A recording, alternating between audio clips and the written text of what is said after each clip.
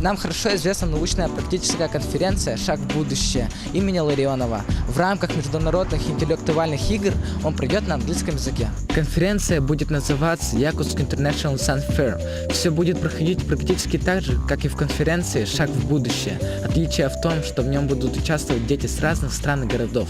Требования очень такие, на самом-то деле, четкие, ясные. Да? Они должны быть очень хорошо оформлены, должны быть на английском языке, иметь четкую, значит, структуру четкую и выставлены в виде постеров.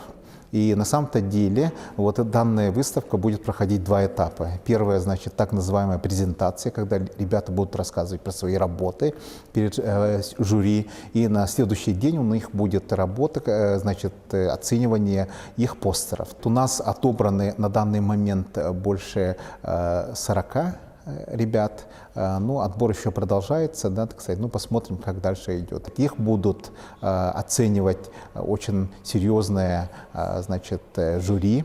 И это жюри у нас руководит этим жюри профессор Джефф Хойлс из Канады.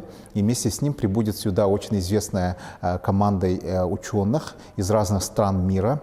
И там среди них будут также руководители таких же, значит, жюри из Европы, Европейского Союза, например. Так что это будет очень интересно.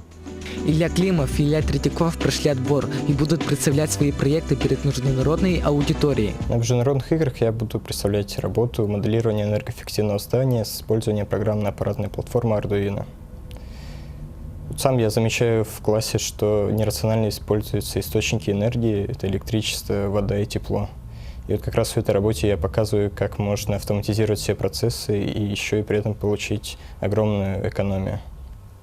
Я снабдил свою модель различными датчиками, такими как датчик звука, движения, которые будут контролировать электричество. Также сервомотор, основываясь на показании термометра, будет регулировать теплоту. Полгода назад я участвовал в «Шаге в будущем» на городском республиканском уровне и оба раза занял первое место. Ну, я понимаю, что это очень волнительно и ответственно, потому что представляю не только свою школу, но и всю страну. И в первую очередь я ставлю перед собой цель достойно выступить.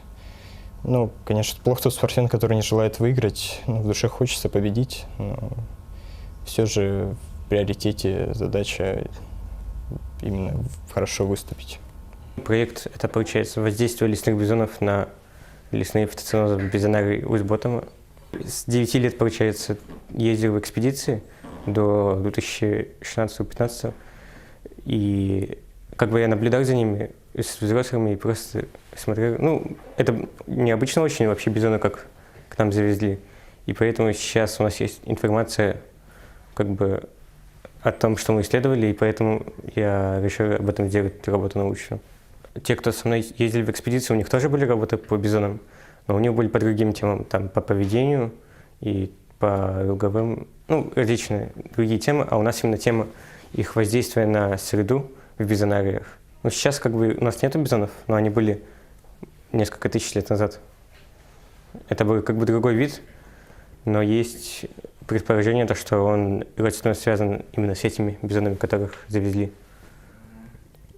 А откуда их завезли? Ну, из Канады, получается, провинция Альберта, это национальный парк Рок-Айленд, рядом с городом Эдмонтон. Хотелось бы опыт выступлений, как разговаривать перед публикой, и еще опыт, получается, взаимодействия на английском, потому что на выставке там будут различные международные гости, и надо будет с ними разговаривать на английском, и выступать на английском буду.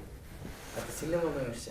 Ну, немного есть такое, но я пытаюсь как бы готовиться и не волноваться.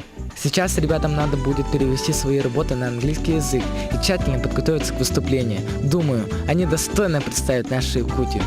Якутск International Science Fair – это большой шаг к развитию научно-исследовательского потенциала наших ребят на встрече на международных интеллектуальных играх.